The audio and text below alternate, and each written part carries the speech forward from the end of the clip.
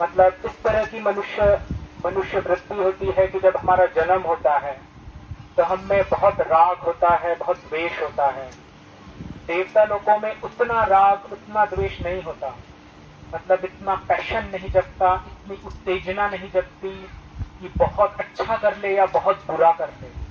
वो शांत रहते हैं, सुखी रहते हैं, और एक तरह से सुख उनके साथ चलते रहता है, एक संतुष्टि चलते रहती है, इसलिए उन्हें ज्यादा कुछ करने की इच्छा नहीं होती।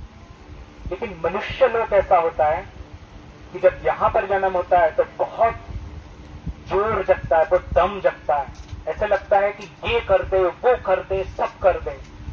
तो सुख के पीछे भागते हैं तो ऐसा सुख जनरेट करे, मतलब इतना बड़ा परिवार बनाते हैं, इतना सुख और समृद्धि के लिए खेती, मजदूरी, नौकरी, पेशा, व्यवसाय, तरह तरह के हम पैसे के पीछे भागते रहते हैं। लेकिन इसके साथ साथ हमेशा आर्य सत्य हमारे साथ चलते रहता है, और वो होता है मृत्यु।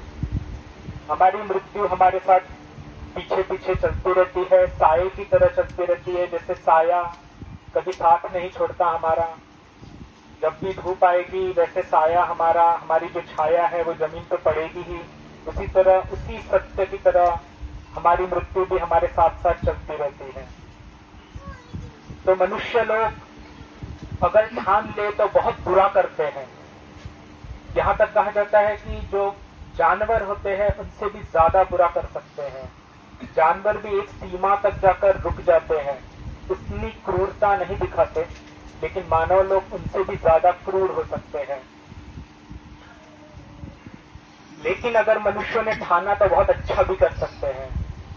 और भगवान कहते हैं कि मनुष्यों का जीवन इसीलिए होता है कि आप आइए, कुछ वर्षों का जीवन है, कुछ मौसम बदलेंगे आपके जीवन में, कुछ बरसातें आएंगी, कुछ धूपकाल आएगा, कुछ शीतकाल आएंगे, कुछ सीजन चले जाएंगे, कुछ मौसम चले जाएंगे और आपका जीवन खत्म हो जाएगा। उतने जीवन में एक वृत्ति रहेगी कि हम यहाँ पर इस जीवन में आकर खूब फैले, बड़ा परिवार बनाएं, खूब सारी आसक्तियां बनाएं, इनसे प्यार करें, उतना बड़ा परिवार बनाएं, उतना बड़ा खेत रखें, इतना अमीर हो, इतना धन संपत्ति इकट्ठा करें।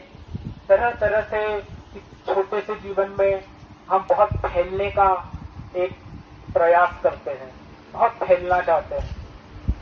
और दूसरी प्रवृत्ति होती है कि जो मृत्यु साथ चल रही है, साथ साथ चल रही है, और यहाँ से हम ऊपर से आकर या नीचे से आकर इस मनुष्य लोक में टिक गए हैं और कुछ मौसम के लिए टिक गए हैं। बस कुछ ही दिनों की बात है, हम सभी की मृत्यु आने वाली है, हमारे परिवार के लोगों की मृत्यु आने वाली है।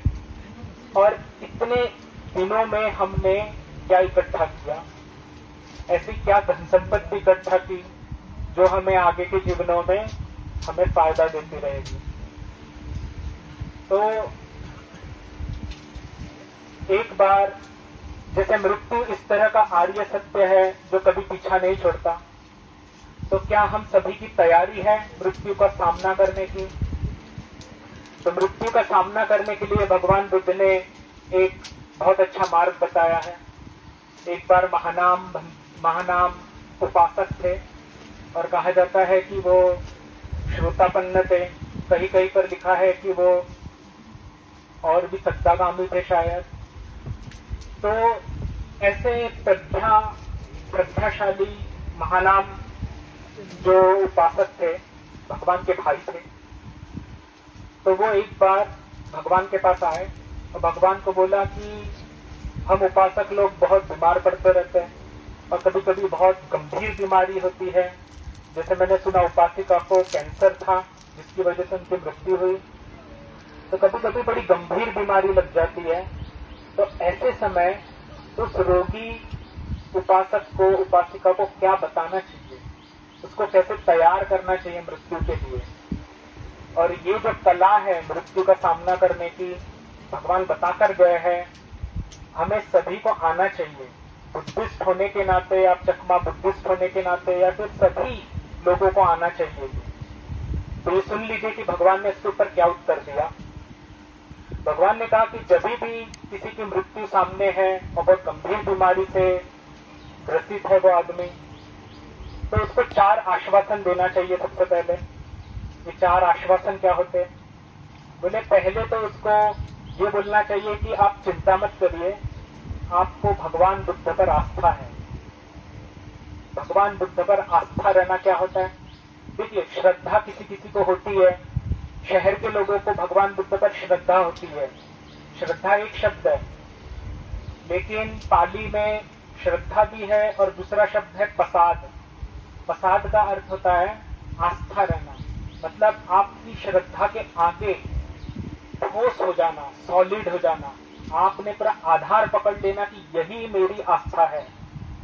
आपकी श्रद्धा कम ज्यादा होती रह सकती है, लेकिन अगर आस्था आ जाए तो आप आधार पकड़ लेते कि इसके अलावा मुझे और कुछ नहीं चाहिए।